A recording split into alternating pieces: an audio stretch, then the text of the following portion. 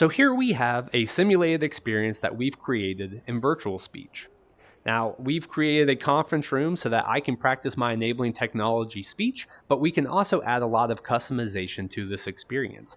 Now, over here, we can add our notes, we can have audience questions, but we can also have our presentations loaded into the experience as well. Now, how I access those slides?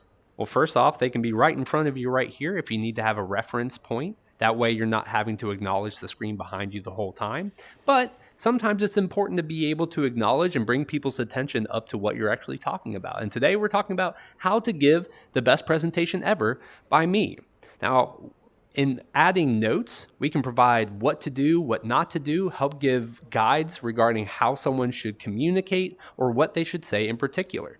Now you can see with mine, there is one theme in particular, and hopefully we're doing all right. But let's actually begin the speech. And so from here, I can add different types of distractions. I can show feedback live if I'm trying to improve my eye contact or my mannerisms. But then we can actually begin. And now what's happening is the artificial intelligence is going to be scanning and understanding how I'm presenting to help me improve. So let's begin. How can we give the best presentation ever? Well, step one is research who's going to be attending the talk in the first place. Understand their level of familiarity with what you're going to be talking about, potential interests, and any expectations they might have. Next, you need to tailor your language, examples, and explanations to be accessible and relevant, and avoid jargon as much as possible. Now, step two is all about structuring your presentation. Start with a compelling introduction that captures attention, such as a surprising statistic. Did you know that 1 out of every 10 people is roughly 10%? There's one for you.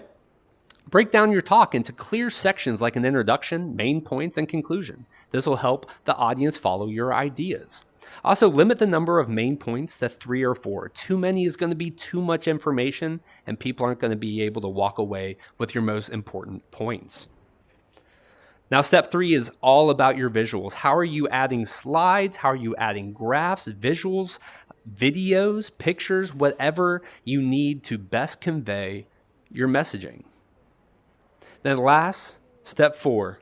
Well, then with that razzle dazzle, Kyle, you take it away from here. Do that joke that always gets your kids laughing. I think that would be a good one here.